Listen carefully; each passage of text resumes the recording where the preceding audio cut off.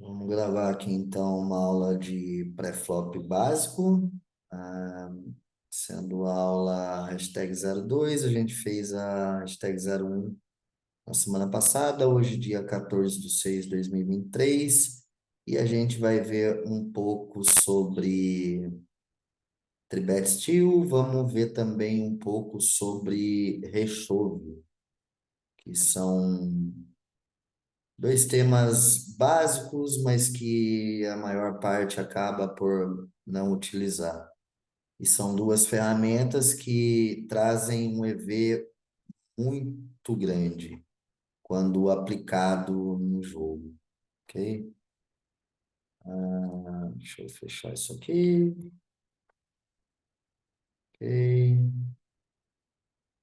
Bom, a primeira coisa aí que fica bem fácil para vocês estarem avançando em relação a esses dois temas é tá criando aquele hábito que a gente conversou na última aula do uso da tabela não só em game, né? Tá criando o hábito aí de fazer estudos em cima da tabela durante 30 minutos por dia, pelo menos, né? Tá conhecendo como efetivamente usar cada função que ela tem aqui, porque são muitas coisas que ela tem. E quando você está começando a usar ela, é normal que você ainda tenha uma dificuldade de encontrar a tabela que você precisa naquele momento. Eu vou começar falando da Tribet Steel. Uma pena que eu estou aqui sem o servidor, que eu queria agregar junto a isso também aqui um HRC, mas eu vou estar sem o acesso nesse momento. Sem o acesso do HRC e sem o acesso até ao próprio PC+, aí que a gente poderia estar olhando alguma coisinha. Então, a gente vai fundamentar a aula em cima do que a gente tem aqui mesmo de tabela, visto que nos softwares a gente poderia fazer alguns nudlocks ali para entender algumas coisas. A gente pode fazer isso na semana que vem, complementando a aula de hoje, ok? Vou pegar a primeira situação que eu vou pegar, que eu acho que talvez seja a que a gente vai estar tendo muitos spots a se explorar, que é quando a gente está no Big Blind, tá? Então, Tribet Steel. Tribet Steel você vai fazer quando você está no BB versus o cutoff, BB versus botão, BB versus small, ou SB versus botão, SB versus cutoff, ou botão versus cutoff. Alguma dúvida do que é Tribet Steel para alguém? Não, né? Tomem nota disso. Se alguém tiver dúvida, essa é a hora. Alguém teve dúvida?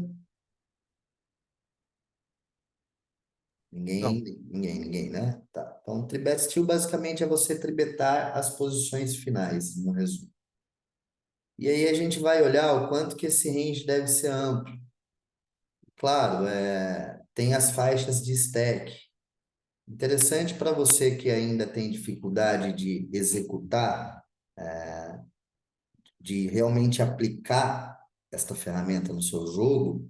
Interessante você começar a praticar com os stacks menores, que são os mais fáceis, ok? Então, essa partezinha aqui da tabela, para vocês estarem estudando e até mesmo ninguém está utilizando, se a gente pegar o BB Defense versus Cutoff, ela vai dar uma série de informações aqui para a gente com diversos stacks. Então, ela vai falar, por exemplo, sobre vários combos que a gente tem que estar chovando. O que que eu recomendo para vocês? Não deixem passar os spots de rechove com 25 blinds menos, vocês estando no Big Blind. Todas essas oportunidades aqui, ó, desta tabela, desta e desta aqui, estão em vermelho. Não deixe de fazer o rechove. Que isso é um rechove, né? Que vai meio que entrar na tabela de Tribet Steel, só que quando a gente separa, o que que é a diferença de uma da outra? Tribet Steel seria a gente estar simplesmente fazendo uma Tribet Size, ok? E o rechove, basicamente, você vai ter ele de todas as posições. É quando um jogador fez open raise, você chovou. Isso a gente chama de rechove, ok? Então, as tabelinhas aqui abaixo de 25 blinds comecem a exercitar para quem tem essa dificuldade, que está com leak nessa parte do jogo, pelo menos os rechoves, está muito fácil você implementar isso no seu jogo, ok? Por quê? Qual que é a dificuldade aqui? Vamos lá. A dificuldade provavelmente deve estar bem baseado nisto daqui, ó. Aumentei um pouquinho a tabela aqui, a de 20 blinds, por exemplo. Quando tem um open raise lá do cutoff, e aqui a gente está pegando a situação versus cutoff, ok? Cutoff abriu. Quem aqui que está chovando, por exemplo, rei 6 suited? Quem aqui? Isso é 50% das vezes, ok? E aí eu vou explicar para vocês onde entra esse 50% para vocês aplicarem. Mas, por exemplo, quem chova rei 8 suited 100% das vezes? Quem rechova valete 8 suited, valete 9 suited, 10 e valete suited, Ás 5 off, Ás 4 off, que está dando 75% das vezes, e até mesmo alguns combos ali que está com 50% também, como dama 8 suited e 8 e 10 suited. Quem aqui faz isso? Quem dá esses? Quem aplica efetivamente esses rechoves sem ter que olhar a tabela? Que sabe que tem que rechovar 20 blinds essas mãos? Eu não. Ok, joia. É legal uma participação aí no chat. Vocês estarem escrevendo. Se não quiserem estar falando, só escrevendo. Ah, eu executo. Ou eu não estou executando. É, ô Rafa, Oi? cheguei agora no time. é, Uhum. Antes nunca passou na minha cabeça de fazer rechove nessas mãos aí. Sim, por isso que é importante ter a tabela não só para usar em game, que é um Excel, ok? Mas é muito, muito importante vocês criarem o hábito que seja 15, 20, 30 minutos diário de você estudar essas tabelas, estudar situações, treinar situações, da forma que eu ensinei na primeira aula na semana passada, que é abrindo um Flopzilla, é pegando ou um Equilab, a calculadora de range, tentando criar ali o seu range de rechove manualmente, sem olhar a tabela, depois conferindo com a tabela e comparando um com o outro, para tentar observar qual é a distância que está. Ô Rafa, Oi? tu acredita que o buy-in influencia nisso? Daqui a pouco, se eu entrar num buy-in de $1, por exemplo, e vou dar rechove de rei 8 suited. Sim, o Bahia influencia nisso sim. Porém, na verdade, ele influencia ao contrário do que os jogadores pensam, ok? Os jogadores pensam que num buy-in menor, os jogadores vão te dar mais call, ou seja, a efetividade do rechove com esses combos que seriam, entre aspas, light, que a gente, na verdade, está rechovando, mas querendo que ele dê fold na mão dele, do que ele dê call, ok? O pensamento, ele tem que ser ao contrário. Até para a maioria dos iniciantes aí que pensam que o jogo, quanto mais caro fica mais fácil de se ganhar dinheiro, aqui está um bom exemplo para mostrar que isso não é uma verdade, ok? Por que que não é uma verdade isso? Porque nos limites menores, quando você começa a praticar rechoves de 25 blinds, por exemplo, até mesmo os de 30, ok? Você vai perceber que você vai tomar muitos e muitos instafolds de mãos que GTO, falando GTO, o jogador deveria estar te pagando. Então, entrando naquele percentual de que quando a gente está jogando limites baixos, 80% do field é recreativo, 15% do field é reg ruim e apenas 5% é de reg bom, a gente vai encontrar dentro desse field de limites menores apenas 5% das pessoas que sabem efetivamente as mãos que deveriam estar dando call.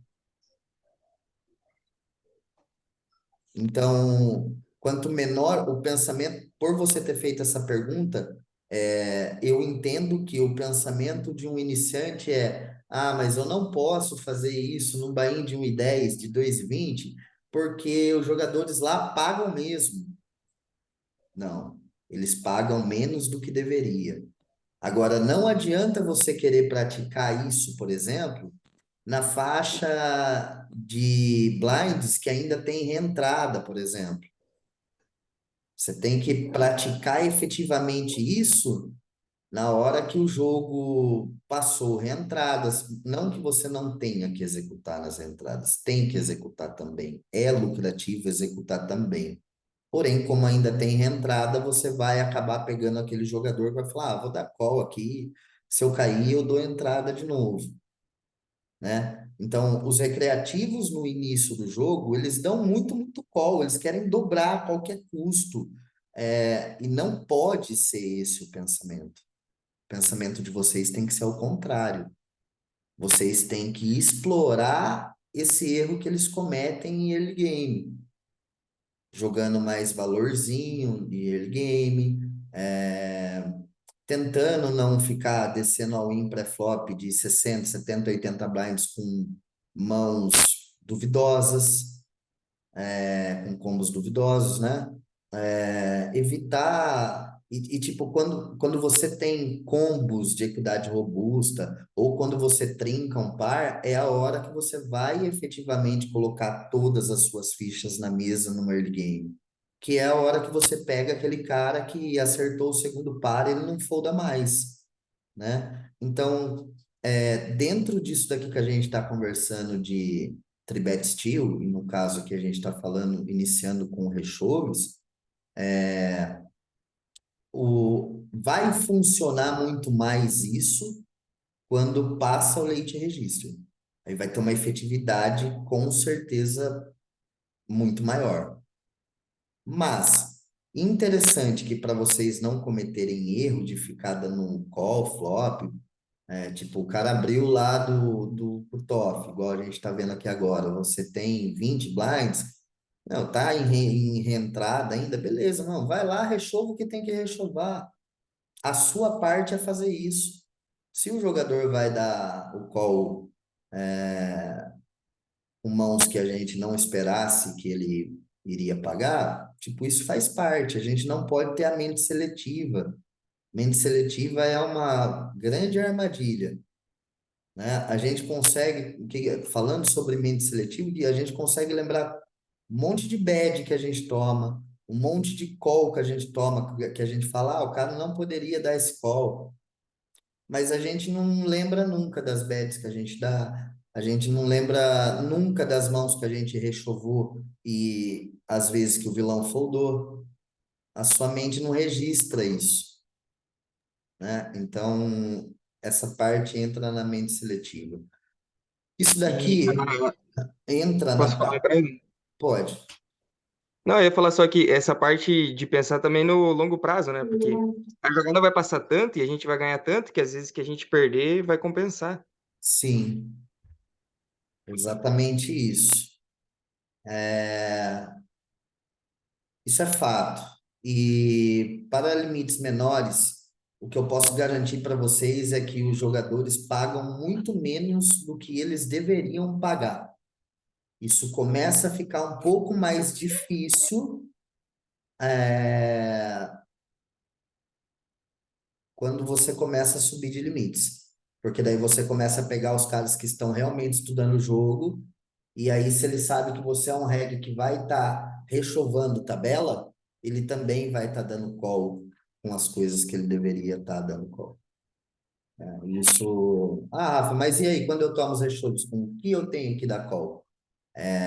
Esta tabela aqui, ela vai mostrar uma coisa ou outra, né?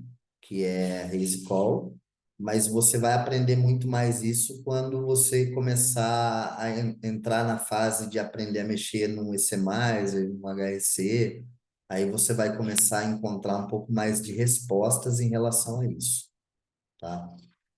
Então, gente, aqui, para você ter uma efetividade, entra também aquele outro termo que eu gosto de usar muito, que é confiar no processo. E confiar no processo é simplesmente você pegar o que você está assistindo aqui na aula de hoje, ir lá e executar o que eu estou pedindo para você executar. Isso daqui você pode confiar que no longo prazo isso vai te trazer muitos ganhos de blinds, muito EV. Ok? E eu estou iniciando com vocês aqui pela parte mais simples, pela parte mais fácil, que é só você estar rechovando. Não há uma dificuldade nisso. É muito simples. Então, confia no Ô, Rafa, tem processo uma dúvida para mim. e coloca em prática. Sim. Quando você fala rechove, para nós é o chove reto ou tem diferença do chove e o rechove? É a mesma coisa, chove reto. É que, na verdade, chove reto é quando não tem uma ação antes de você, entendeu? Tipo, então, você deu open chove, isso seria... Open chove seria o chove reto. Não é a mesma coisa que rechove, não. Rechove é quando alguém fez open e você rechovou, ok? Entendeu? Entendido, entendido. Valeu. Ok. Ô, Rafa, Oi? só uma coisa rapidinho. Eu acho que deve ser, para a gente que está iniciando, né? Deve ser alguma coisa comum para todo mundo. O meu problema maior, assim, na efetividade da Tribet Steel, Rechove, essas coisas, é o medo. Realmente o medo, assim, tipo, pô, peraí, eu vou pegar um Rei 8 Suited, como tá aí 20 blinds, e vou chovar direto, né? E aí, o cara vai me pagar, vou perder, vou cair do torneio, de repente até não tem reentrada mesmo. E aí a gente fica nesse medo de fato, porque não é uma confusão, porque a tabela vai mandar, ok, a gente está dentro do que está pedindo. Mas é de fato isso, assim, sabe? Esse medo de, pô, vou dar uma tribet steal ali com uma mão bosta, né? Um rei valete off, por exemplo. Uhum. E eu queria entender, assim, se tem alguma coisa nesse sentido, sem sair da aula, porque vai ajudar também, para ajudar nessa Acho que parada, é né? importante você fazer esse levantamento, porque igual a você, tem mais um monte aí que passa por isso, que está chegando no time Sim. agora, que vem de uma mentalidade é, completamente diferente até chegar aqui no time, vem com uma visão do poker até se deparar com algo que fala, pô, isso aqui tá completamente fora de tudo que eu sabia até aqui. Como que eu... Queria fazer outro comentário sobre isso aí que o rapaz falou agora aí. Desculpa não conseguir ver a aula. Desculpa estar cortando aí, Rafa. Aham. Normalmente esses medos acontecem na gente quando a gente está jogando poucos torneios, 2 torneios, porque a gente pega esse torneio, a gente pega com tanta força que a gente acaba ficando com medo de cair mesmo. Tá. Mas E daí se quando a põe gente reta, tiver num pior, né? grind Tá. maior, quando a gente tiver num grind maior, 4 telas, 5 telas, 6 telas, a gente já joga mais tranquilo. Ok, vou falar um pouquinho sobre Eu isso, acho então. Vamos lá, vamos partir do princípio novamente, ok? Vocês entraram em um time de pôquer. Quando vocês entram em um time de pôquer, vocês não podem ter a mentalidade de, vou entrar nesse time, porque a partir de agora eu vou ter dinheiro para jogar todos os dias. A mentalidade, primeiro, que não pode ser essa. Segundo, o ideal como que um jogador efetivamente se transforma num bom profissional? A gente está fugindo um pouco do tema da aula aqui, não, inevitavelmente. Acho importante a gente até fugir nesse momento. O jogador, quando ele vem de uma mentalidade, sei lá, ele assistia um streamer X, e aquele cara faz uma streamer voltada a recreativos. Então, ele chega no time com a mentalidade de um recreativo, ou no mínimo com a mentalidade de um cara que vai se transformar em algum momento num reg bom, mas ele vai ter que passar pela faixa de sair de ser recreativo, para passar a ser um reg ruim, para daqui a pouco ser um reg razoável, para daí sim, quem sabe, ele chegar a ser um reg bom. E aí existem N fatores que vão fazer você chegar lá ou não. Fator principal, palavra-chave, que uso, repito, gosto de repetir, gosto que vocês coloquem na mente de vocês. Isso. E tenham um entendimento disso. Confiar no processo. Novamente, explicando para quem já escutou 1 milhão de vezes, escuta novamente.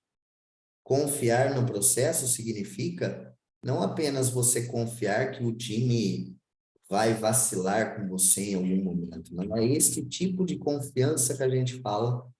Não é esse tipo de confiança que eu falo quando cito confie no processo. Confiar no processo significa você assistir uma aula, acreditar que aquilo é bom e colocar em prática. E não tirar conclusões executando essa nova ferramenta que você aprendeu por 1 semana, 2 semanas, porque você vai ver o resultado disso diante de uma amostragem que precisa, às vezes, de meses para você entender o resultado que isso trouxe para você. Ok? Outros pontos importantes para quem quer chegar a ser um reg bom. Dentro da carreira de poker que o cara, muitas das vezes ele vem para tentar ser um profissional de poker como última opção, assim, não tem saída, ou vou virar Uber ou jogador de poker. Esse é o pior caminho. Inevitavelmente é o pior caminho, é o mais difícil. Por quê? Porque você não se preparou para a situação de, por exemplo, não depender do dinheiro do jogo por pelo menos 1 ano. O cara que vem preparado para isso, e até hoje eu conheci muitos poucos, raros casos, do cara que foi lá, fez um planejamento anual de despesa, de tudo certinho, ele separou o dinheiro para ele viver 1 ano sem depender dos ganhos do poker. Esse cara, ele sai com uma vantagem enorme de dar certo. Enorme. E dentro da sua transformação, se você vai virar um reg bom ou não, existem mais alguns fatores que vão fazer você chegar lá, que você precisa executar, ou que simplesmente coisas que você hoje nem consegue observar, vai ser o que vai interromper a sua carreira. Coisas como o não aplicar o que o time está falando para você não está confiando no processo, isso não vai permitir você chegar lá. Outras coisas ao seu redor, como simples até às vezes, banal, você ter que viver num ambiente conturbado, onde as pessoas não aceitam a sua profissão. Você também não tem a paciência de explicar para essa pessoa o que é essa profissão. Às vezes um relacionamento, você vai ter que abdicar de vida social. Você vai ter que entender que você passou a trabalhar para você. E que agora você não é mais um CLT que trabalha 8 horas por dia, de segunda a sexta-feira. Não, agora é muito pior. Agora você vai ter que trabalhar 12, 13, 14, 15 horas por dia, pelo menos durante 2 anos, 6 dias por semana facilmente. Não existe um cara que quer ser reg de poker bom e faz menos do que 600 jogos mês. Não existe. Porque onde que vai aparecer o resultado dessas técnicas que a gente passa? Em cima do volume de jogo, em cima da quantidade de jogo. Claro, os iniciantes, a gente pede para começar a aprender a utilizar ferramentas, aprender a ler HUD, então usa número menor de tela. Por quê? Porque o foco não é fazer com que esse jogador faça dinheiro agora. O foco é transformar esse jogador para ele ser sólido daqui a alguns meses. E aí sim ele ter ali, começar a ter o retorno de um trabalho que ele fez.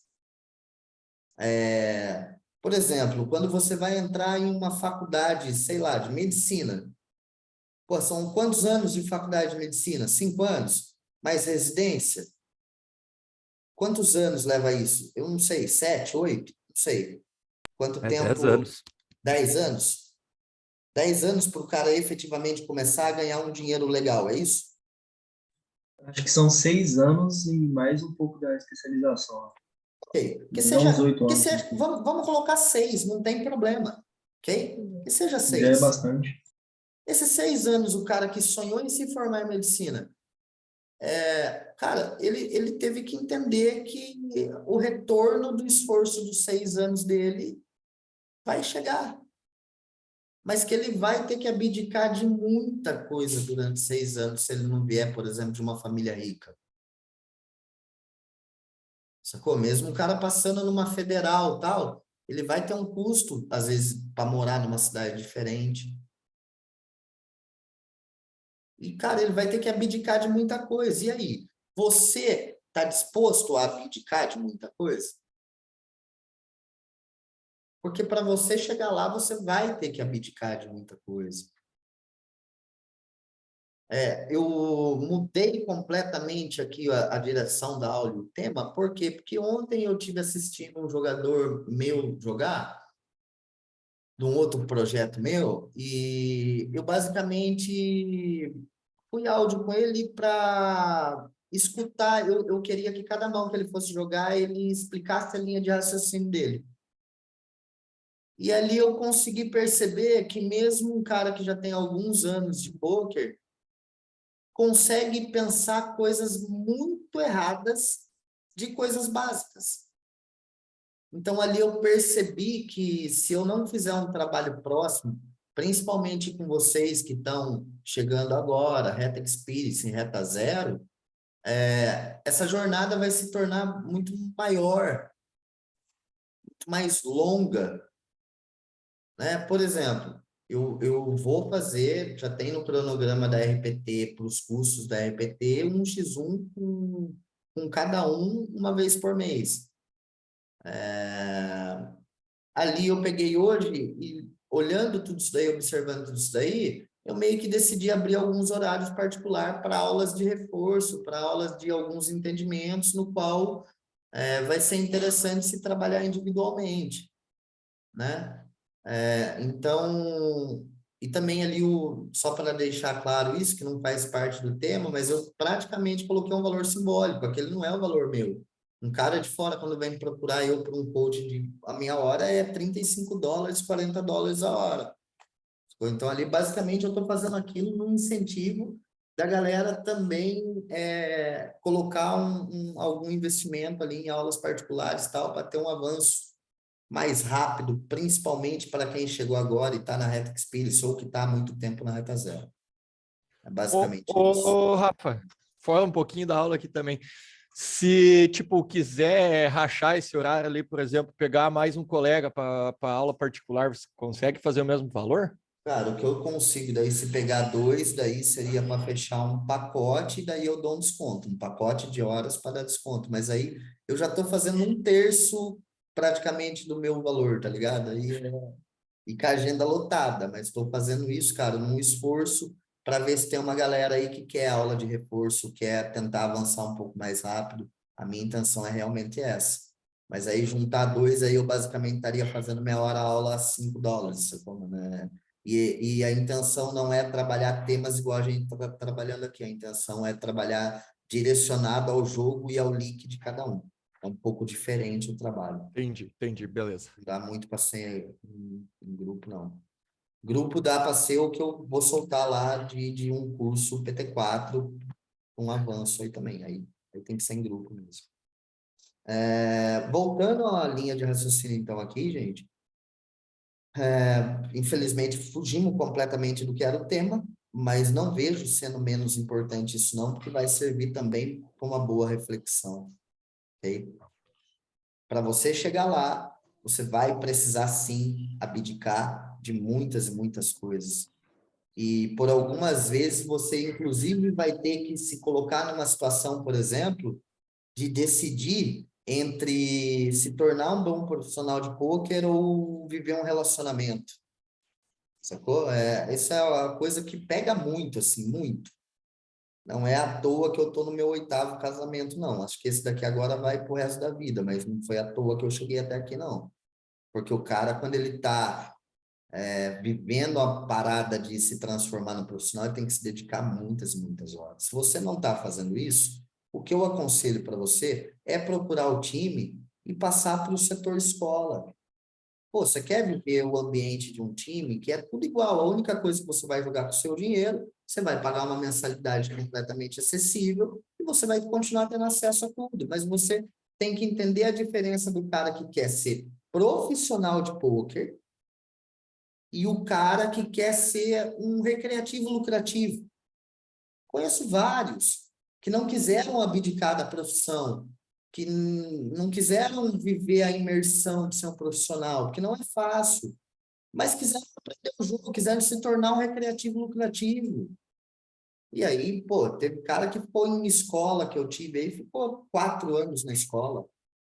Só que hoje ele é dono de time, pra você ter uma ideia, né? Então, existem situações e situações. A jornada ela é longa. Por que que eu estou falando tudo isso? 2 exemplos. Alguém citou, isso se torna mais difícil de executar o que você passou aí hoje, quando a gente está em 2 telas, aí dá medo de cair. Cara, para isso você precisa confiar no processo e não importa se é 1 ou 2 telas. Faça o que você tem que fazer. Para isso, você tem que ter uma boa agenda, um extenso horário de registro, um cronograma de quantos torneios você vai jogar. Não importa se você cair, porque amanhã o mesmo torneio vai estar lá de novo. E quem ganha nesse jogo é quem se proporciona mais retas finais. E como que você se proporciona mais retas finais? Criando um jogo sólido de pré-flop, por exemplo, vai te proporcionar mais retas finais. Lá na reta final, você vai ter que ganhar flips, vai ter que ganhar corrida, você vai ter que dar bad beat, vai ter que acontecer 1 milhão de coisas para você cravar o torneio. Então você está falando para mim que o jogo é de sorte? Não. Estou falando para você que quanto mais retas finais você se proporcionar, mais rapidamente o dinheiro vai vir. Porque você não vai runar mal em todas as retas finais. Mas você tem que entender que você precisa executar o que tiver que executar. Não importa se você está 30 lefts de um torneio, 20 lefts de um torneio, você não pode continuar agindo como um recreativo. Que é exatamente isso que eu peço para vocês aprenderem a explorar. O que eu peço para vocês? Gente, pressão pré-flop em reta final para cima dos regs ruins, para cima dos recreativos, que é lá que eles estão pressionados. Eles não querem cair lá. Então, lá é a hora de você contar histórias boas de blefe. Lá é a hora de você pegar esses 25 blinds aqui, e rechovar o cara abrindo de lá de onde ele está abrindo. De onde ele fez open. Segue essa tabela, reta final é a hora de pressão. Fiz isso, mano, peguei o cara, olha o que o Rafa falou para mim lá. Rafa falou para mim, quando o cara estivesse abrindo do cutoff, eu podia dar chove reto de rei 8 suited. Rafa falou para mim que eu podia dar chove de Ás 5 off, aí o cara tem Ás Ás. O cara tem rei. Vocês não podem olhar para isso. Por quê? Quando eu mostro para vocês que o range de open do cutoff tem que ser em torno disto daqui, olha, quantos por cento deu? 18. Quase 39%, certo? Não é? De 39% dos combos que ele está abrindo, quantas vezes ele vai estar no topo do range? Quantas vezes? 3%. 3%. Vai Além acontecer. disso, vai ter também aquela situação da análise do vilão, né? O fold equity dele, o VIP dele, se ele é um cara muito Vou ativo. chegar lá. Vou chegar lá. Vou chegar lá. Ô, Rafa, É que a gente acabou mudando um pouco o foco, só para eu não perder essa linha de raciocínio de alguém que citou isso agora. Isso é extremamente importante. Ok? Ô, Rafa, dúvida. Ali você também mostra que a gente também pode chovar 30 blinds, é isso mesmo ali? Existe chove de 30 blinds, sim. Existe, sim. Existe rechove de 30 blinds aqui, sim.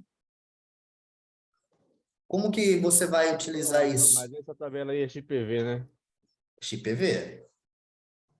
Mas é a pergunta que eu faço para você. Você joga XPV até qual momento do torneio? Mano, eu jogo até uns 100 left ali, eu tô jogando.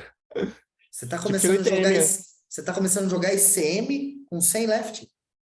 Não, ICM é 9 Não. left FT só. Não, tipo assim, Eu levo em consideração sim a tabela aí e tal, mas chegou ali, mano, em 40, eu já tô jogando um range um pouco mais tight, não vou mentir. Mas Joga em aí, XPG, tem pra mas ITM. aí é isso que eu estou passando para você. Isso tem que ser ao contrário. Precisa se perder o medo de cair em reta final. Não, mano, o medo nós não temos, mano, porque sabe que tem que aplicar a parada sim, mas vamos sempre analisar o vilão e tal, né? E quando chega ali em 40, mano, 30 left, eu vejo que a galera fica bem mais dura, mano. Então, E aí não é a hora de você explorar isso? Ou você vai sim, ficar verdade. duro junto? Não, ficar duro não, tem que soltar o braço em cima dos caras, tem que aplicar as paradas, né? Então, na verdade, quando a gente está falando nisso, a gente está falando que esse hit de rechove, por exemplo, de 20 blinds, se a gente sabe que o field que vocês jogam, escutando agora aqui, ó, que o jogador ele endurece o jogo a partir de 100 left, 40 left, que seja, pensando nisso, a gente pode ampliar isso daqui. Porque é o momento que a gente vai Boa. explorar. E eu não quero que vocês sintam medo de errar. Eu não quero que vocês tipo, sintam medo de cair em mesa final. Por quê? Porque vocês têm que colocar na cabeça que o número de jogos é importante por causa disso. Ok? Porque você precisa se proporcionar mais reta final e não ter medo de cair numa reta final. Ir lá, fazer o que tem que fazer. Ah, e detalhe importante, você vai errar. Vai errar. E não vai errar pouco. Você vai errar algumas vezes que vai te fazer pensar por que eu expulsei esse torneio, por que eu fiz isso? Por que eu chovei o rei 8 suited que o Rafael mandou? Onde que ele tá a cabeça? Cara, não seja mente seletiva. Execute. Vai ter a hora que você vai chovar o rei 8 suited com 25 blinds, você vai pegar o cara de Ais. Você vai cair numa reta final fazendo isso. Pior do que isso, você confiando no processo, confiando no que o time está falando para você, o que em cada coach passa, você conseguindo extrair o que cada um tem de bom, é natural que quando você crie essa agressividade, perca esse medo de cair em reta final e solte o jogo em reta final, você vai naturalmente espiusar um torneio ou outro. E o time vai te crucificar por causa disso? Não. Não na primeira vez, não na segunda vez, não na terceira, não até a 10ª, talvez. Agora, se aquilo se tornar um espio muito habitual, claro que você vai tomar uma chamada. Mas o espio vai, inclusive, fazer parte do seu aprendizado. Você precisa, por muitas vezes, errar para aprender. E muitas vezes você vai achar que você fez errado. E aí, quando você trouxer aquela mão para discussão, olha o que eu fiz na minha reta final. Olha o que o Rafa falou para eu fazer. Pagava 600, eu caí. E aí você vai tirar a dúvida com alguém lá, um outro instrutor, alguém, o cara vai dar um ponto de vista para você, vai falar, mano, você fez o que você tinha que fazer.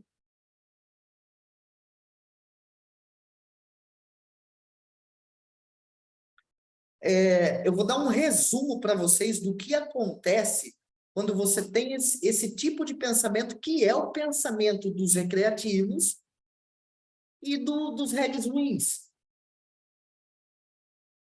E que é isso que a gente tem que explorar e atacar, que é aí que a gente consegue deixar o fator sorte de lado e ganhar dinheiro, ganhar EV, EV igual a dinheiro. O pensamento tem que ser ao contrário. E aí, quando você começa a agir como recreativo, por muitas vezes você deixou de ganhar um monte de ficha fácil, sem ter que olhar, sem ter que bater flop, ou simplesmente tribetando, cebetando, o cara foldando, e aí eu vou chegar nos pontos que a gente vai ligar isso daqui junto à questão HUD, já, ok? Muitas vezes você endureceu o seu jogo, e aí você pega, se envolve num spot lá que você tem rei, e aí você trinca o rei num board super carregado, não folda mais, nem a mãe vindo atrás e falando, filho, está perdendo. Quando o cara dá check raise aqui, ó, ele é recreativo, ele tem jogo forte, olha a bomba que ele mandou no turn, você está perdendo, folda. Você não folda mais. Então, você deixou de ganhar um monte de ficha fácil e, às vezes, você tomou ali um cooler e te derrubou do torneio igual. Não é a hora de endurecer o jogo, é o contrário que eu digo para vocês. E o que tem muita gente, e é normal, porque é um time de formação de jogador, que eu não estou criticando isso não, mas tem muito jogador novo, de reta experience, até mesmo de reta 0, até mesmo de reta 1, com a linha de pensamento dos recreativos. Aí vai lá e joga solto early game. Opa, vamos tribetar light, vamos forbetar, vamos squeezar, vamos fazer 3 barril, vamos fazer uns caramba aqui. Tá no começo mesmo, eu quero fazer ficha. Aí, quando faz ficha, derrete.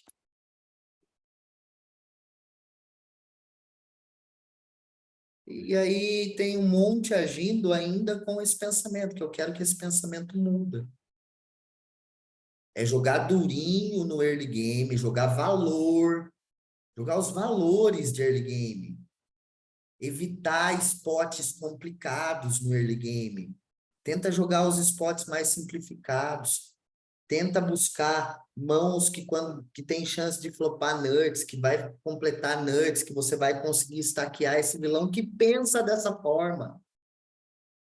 E quando você chegar em X estágio do torneio, mano, simplesmente solte o seu braço. Solte o seu braço sem medo. Claro, você precisa saber quem são, se tem reg bom na mesa. Você precisa ver quem está ativo. Você precisa levar em consideração o fator, por exemplo, quando o torneio é bout, você está cobrindo o cara ou você está sendo coberto.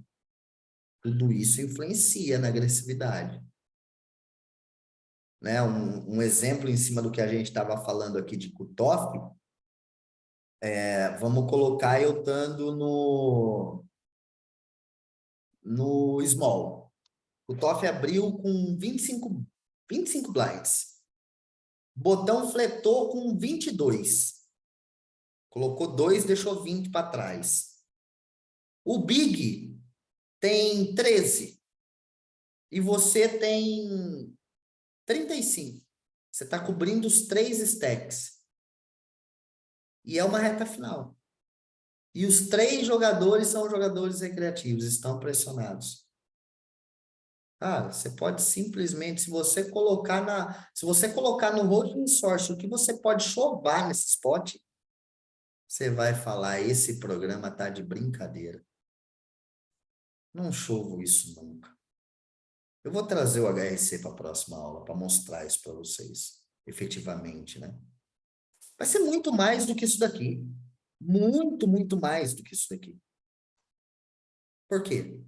Porque entra nessa parte que lá no começo do jogo, por exemplo, o cara não folda mais 10 off, mais valete off, mas nessa hora ele folda.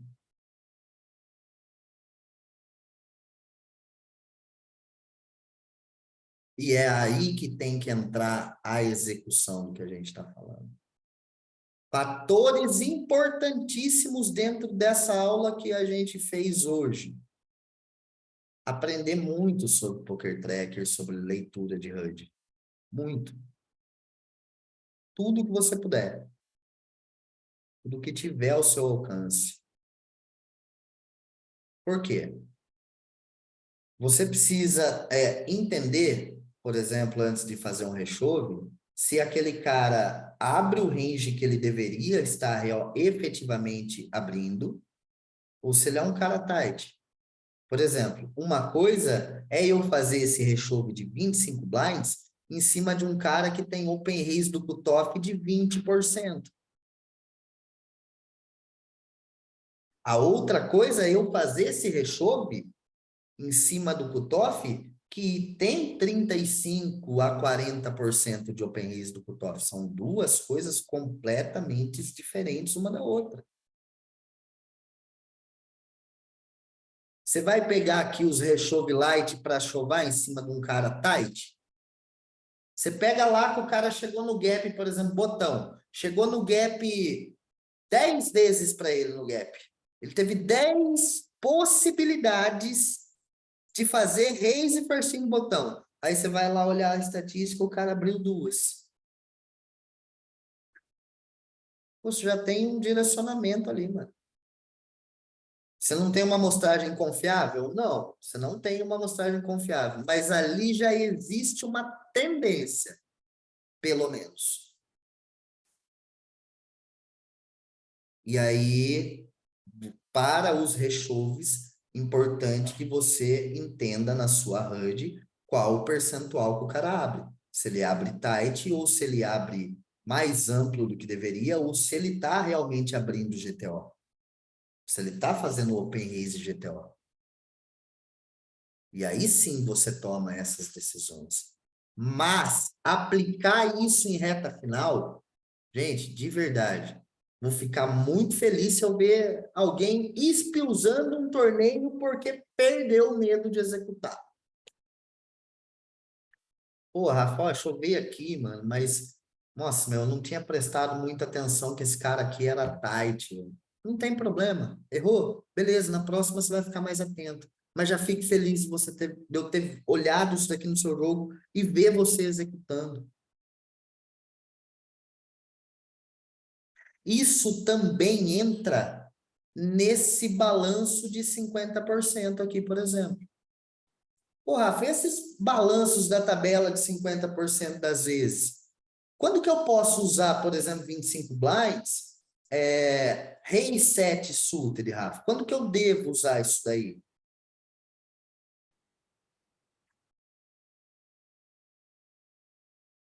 Quando que eu devo usar esse rei 7 suited? Se é 50% das vezes.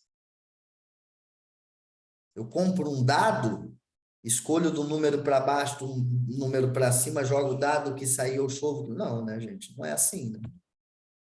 Lembro que teve uma época um coach fudido que eu tive, por sinal, que ele falou assim para mim, eu escolho pelos naipes.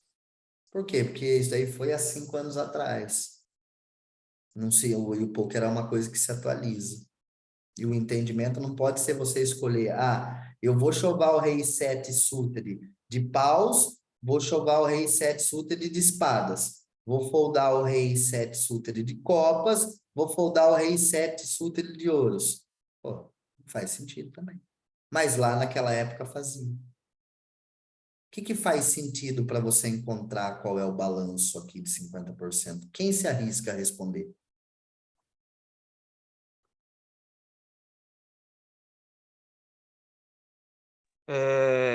Como a mesa está jogando, como a mesa está se apresentando, se a mesa está tight, se a mesa está agressiva. Aqui, na verdade, a gente está falando de um open raise do cutoff e um rechove de 25 blinds do big. Então, não seria a mesma. O perfil do cara?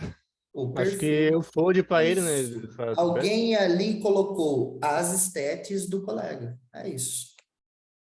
As stats do colega vai falar para você se você está no 50% de choro ou se você está no 50% de flat call nesse caso. Mano, você é um cara que foda mais de 50% já tô chovando já nele. Mas você não pode só olhar o quanto que ele folda. Você tem que olhar o Ele tem quanto que olhar que é o o open open também. raise. Isso, o open e o fold, mano. Isso, os dois. Os dois é importante olhar. Mas o fold, ele vai entrar mais quando a gente está falando de tribet size. Ok? Que daí seria essas partes aqui em amarelinho, ó. Que daí é tribet fold para o chove. Para o for bet chove. Para o rechove, o fold não vai influenciar muito. que uma coisa é o cara fletar a sua tribet na size, a outra coisa é o cara pagar o seu all-in. São coisas bem diferentes uma da outra. Isso, pois não. Isso eu também vou mostrar na aula de Poker Tracker que eu vou fazer aí, se caso juntar uma turma de pelo menos 5, eu já vou iniciar daí, e aí eu vou mostrar esses detalhes todos onde vocês vão encontrar também. Pode falar, pessoal. Vamos lá.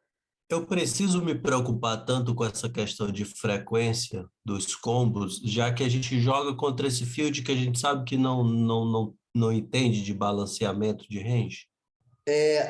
Não que seja algo que você precise se preocupar em estar balanceado, em frequências. Mas importante que você coloque sim na sua cabeça o quê? Pô, o Rafa acabou de falar para mim e escutou de outras pessoas aqui no áudio que em reta final a galera engessa. Não, sim, perfeitamente. Eu estou falando o seguinte, ao invés de me preocupar em só 50% fazer reset, eu vou mandar 100%. Pronto. E isso para uma reta final com certeza vai ser lucrativo, a não ser que você pegue aquele cara que ele fica sentado em cima das fichas, esperando vir um Ais para ele, né? Ais, rei da madame. Um Ais e rei. Suited. Se for o off, capaz dele foldar ainda se você rechovar ele. Né? Mas aí tem aquele cara lá que era para estar abrindo 38% do cutoff e o open raise dele tá 20%. Pô, aí esse cara não vai ser legal rechovar ele, não. Vai ser meio foda, sacou? Porque ele vai estar abrindo topo de range. Por mais que ainda no range de 20% dele você encontre muitos folds, agora a chance de você se deparar com o topo do range ela é muito maior. Entende? Então, são junções de coisas aqui, gente. A gente tem mais alguns minutos aí, e aí eu vou falar bem rapidamente sobre algo que eu observei ontem também, fazendo um X1 com 3 jogadores, e que nos 3 jogadores eu encontrei o mesmo leak, tá? Existe a Tribet Size, que está lá na estatística lá do Poker Tracker, né, no report, é a Tribet Overall. A Tribet Overall, o ideal é que vocês consigam fazer chegar em 9, 10, 11%. E tem um monte aí com 5, 6. E aí, vamos lá. O que seria 6% de Tribet? Isso serve para vocês lerem uma HUD também quando o cara está tribetando, tá? Vocês olharem o percentual de tribet do cara. Desculpa, gente. Vamos lá. 10% de tribet.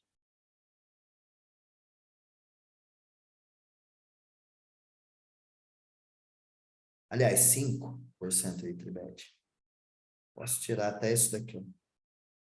Não sei se pega ali o cara com 6, vai. Tipo, não vai estar fugindo disso daqui. Qual que é o nome disso? Range linear, né? Tribet valor, né? Tribet valor. Ou seja, se você pega o cara que você deu a HUD lá, que ele está tribetando 5, 6%, ele só está tribetando valor. Ele não está tribetando, por exemplo, 40 blinds, ele não está tribetando o que a outra parte que ele deveria, que eu vou usar, que vai, se eu usar, vai influenciar, vou colocar um pezinho de nada aqui, vai influenciar um pouco no percentual, mas tudo bem. Ele não está pegando esses outros combos aqui todos, ó. Ele não está pegando tudo isso daqui, ó. Tenta trabalhar sempre dentro de um cercadinho, vai ser muito bom também, tá? 40, 50 blinds ali, vamos pegar. Eu sempre gostei dessa ideia do cercadinho, do círculozinho aqui, ó. O cara não vai estar pegando esses combos aqui e tribetando. Ó, aqui eu já cheguei em 13,7, hein? Porque aqui, na verdade, deveria existir também frequência. Por que frequência? Porque eu quero olhar quanto o cara folda para tribet. Eu quero olhar, além de eu olhar o quanto ele folda para tribet, às vezes ele folda pouco. Ah, porque ele folda pouco para tribet, agora eu não posso tribetar ele light? Depende. Porque você deve olhar junto a essa estatística, ver o quanto que ele folda para flop c-bet. O correto não seria nem olhar aquela estatística que tá fácil para vocês ali, fold para c-bet. Dentro lá do top-up existe uma estatística de fold para flop c-bet em pot tribet. Mas só de você olhar o quanto ele folda para c-bet, ali você já vai ter uma noção de que o cara não sabe reagir para flop c-bet.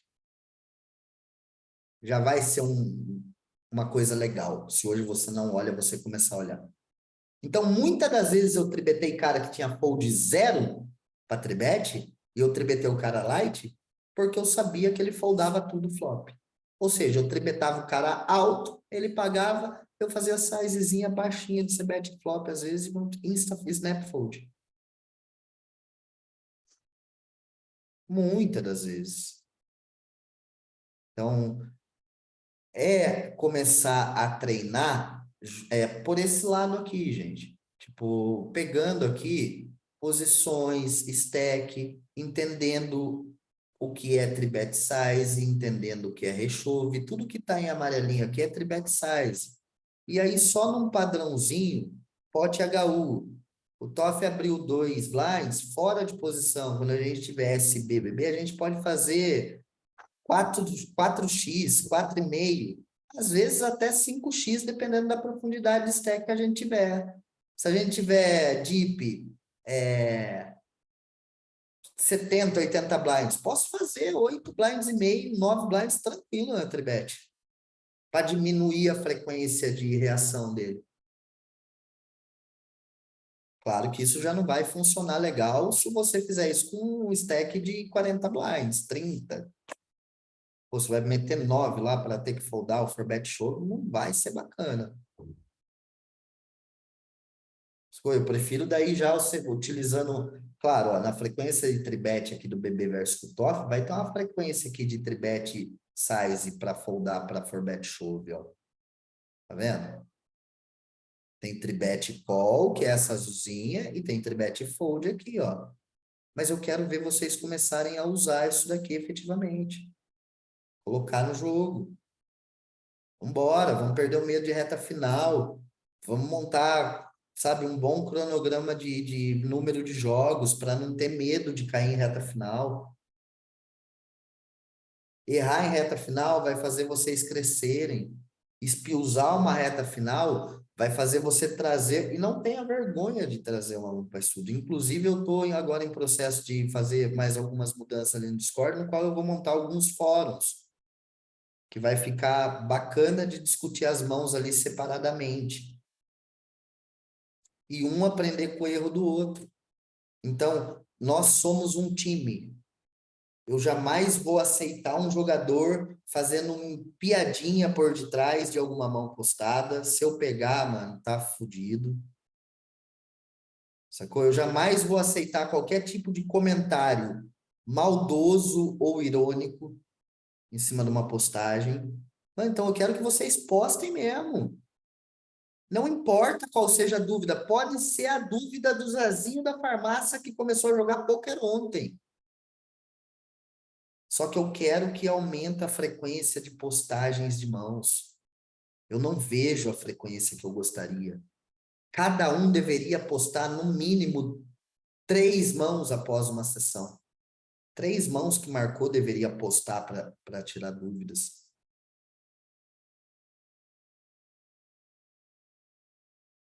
Sacou? Eu, inclusive, dentro desse fórum, vou tentar montar de uma forma que mais do que um instrutor responda para você buscar algumas linhas de raciocínio, eu não sei se isso vai ser bom ou não, não sei nem se vou fazer dessa forma, porque para um jogador iniciante é um pouco complicado ele obter 3 linhas diferentes de pensamento e saber qual é a melhor.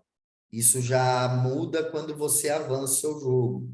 Quando você atinge uma reta 4, reta 5, você vai ter o discernimento para saber que existem várias linhas de EV positivo e você vai conseguir entender qual é a melhor linha de EV para o seu jogo.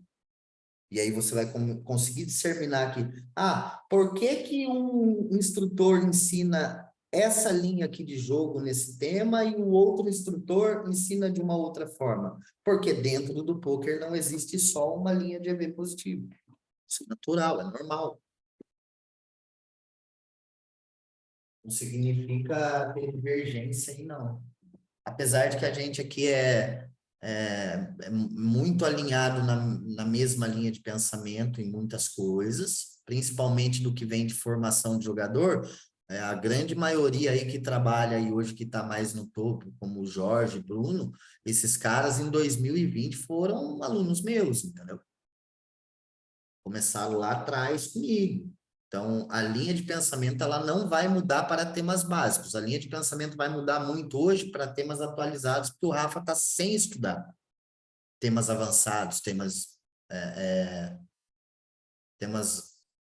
um pouco mais, para ABI um pouco maior, entendeu? Então, basicamente é isso, gente.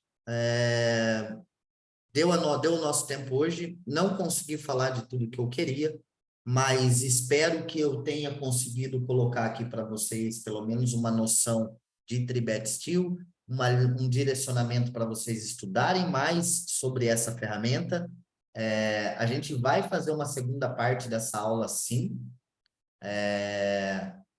E a gente vai avançar ali um pouquinho usando ali uma ferramenta, um Road Resource, ou mostrando uma mão ou outra. Então, eu quero que vocês marquem mãos de Tribet Steel essa semana para a gente fazer a segunda parte dessa aula, que vai ser a gente rodando. E aí eu quero que vocês marquem mãos que vocês chovaram e passou, mãos que vocês chovaram e tomaram call, principalmente nessa linha aqui de 25 blinds menos. Tá? Para a gente ver diversas situações de spot ali, ok? Beleza, pessoal? Então, por hoje é isso. Eu vou dar um stop e finalizar essa aula aqui para eu poder fazer o print de presença.